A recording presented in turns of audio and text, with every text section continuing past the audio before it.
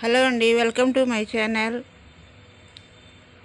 ఈరోజు వీడియో వచ్చేసి పెసరపప్పుతో సొరకాయ కూర అండి. తమిళనాడు చూసే ఉంటారు. వీడియోలోకి వెళ్ళబోయే ముందు ఇప్పటివరకు నా ఛానల్ సబ్స్క్రైబ్ చేసుకోకపోతే సబ్స్క్రైబ్ చేసుకోండి. పక్కన గంట సింబల్ నొక్కండి, ఆల్ అనే ఆప్షన్ ఎంచుకోండి. అప్పుడే నేను పెట్టే ప్రతి ఒక్క వీడియో కూడా మీ మొబైల్లో ముందుగా నోటిఫికేషన్గా వస్తుంది. వీడియో నచ్చితే తప్పక లైక్ చేయండి, మీ ఫ్రెండ్స్ అండ్ ఫ్యామిలీకి షేర్ చేయండి. ప్రతి ఒక్కరూ సబ్స్క్రైబ్ చేసుకోండి. ఇంకా వీడియోలోకి వెళ్తే ఈరోజు వీడియో వచ్చేసి పెసరపప్పుతో సొరకాయ కూర అండి. మనకి సొరకాయ పప్పు అనగానే ఎక్కువగా ఉపయోగించేటువంటిది కందిపప్పు. కానీ సొరకాయ పప్పు అన్న, దోసకాయ పప్పు అన్న, టమాటా పప్పు అన్న వీటన్నిటితో కూడా ఎక్కువగా కందిపప్పునే వాడతాం. అలా కాకుండా ఈరోజు ఏంటంటే పెసరపప్పుతో కూడా సొరకాయ పప్పు, దోసకాయ పప్పు, టమాటా పప్పు చేసుకోవచ్చు అనమాట. అది కూడా టేస్ట్ కూడా చాలా బాగుంటుంది.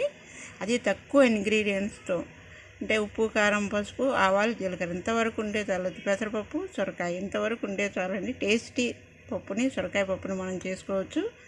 తర్వాత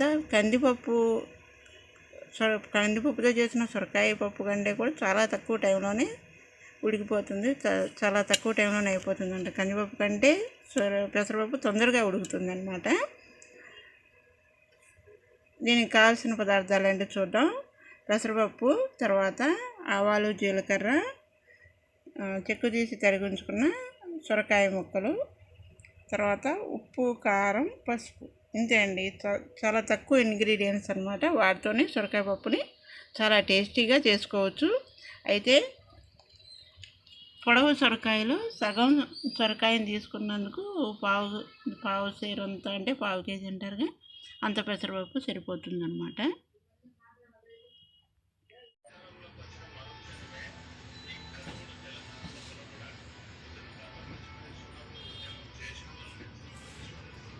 ఇది సగం సొరకాయ ముక్కలుగా కోసి చెక్కు తీసి ముక్కలు చేసుకొని పెట్టుకుందండి. ఈ పెసరపప్పుని గంట పాటు నానబెట్టుకున్న పెసరపప్పు అనమాట.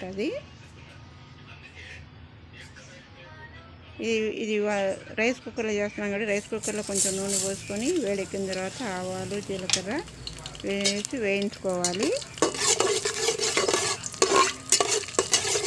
వేగిన తర్వాత గంట పాటు నానబెట్టి ఉంచుకున్న పెసరపప్పుని కూడా వేసి బాగా వేగేంత వరకు, పచ్చివాసన పోయేంత వరకు పెసరపప్పుని బాగా వేయించుకోవాలి.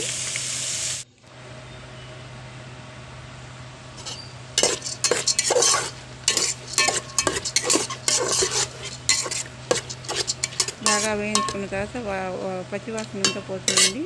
ఆ పచ్చివాసన పోయిన పెసరపప్పుకి తగినంత ఉప్పు, కారం, పసుపు వేసి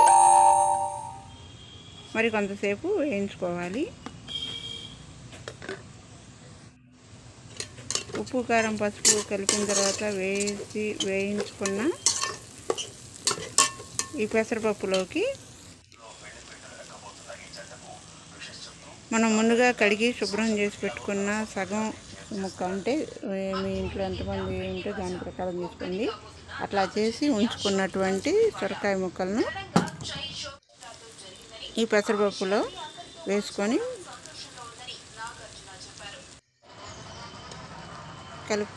కలుపుకొని కొంతసేపు మూత పెట్టి మగ్గిన తర్వాత, కొంచెంసేపు అట్లా మగ్గిన తర్వాత తగినంత నీరు పోసి చేర్చాలండి. దీనికి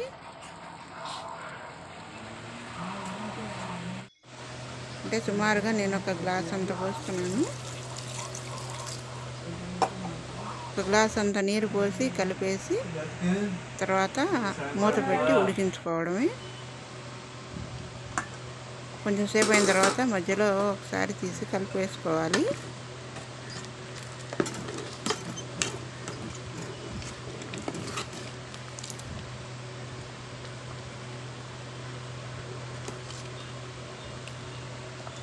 కలుపుకున్న తర్వాత తొందరగానే ఉడికిపోతాయండి సొరకాయ ముక్కలు.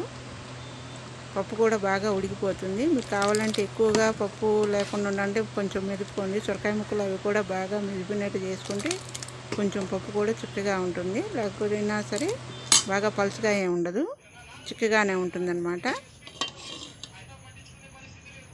అది కొంచెం సేపు ఉంటే బాగా కొంచెం గ్రేవీ లాగా ఉండి సొరకాయ పెసరపప్పు రెడీ అండి.